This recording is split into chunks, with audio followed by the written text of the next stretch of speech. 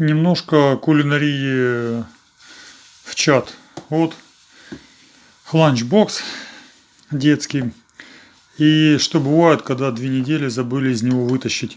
На 2 недели забыли там курочку. Вот такая фигня.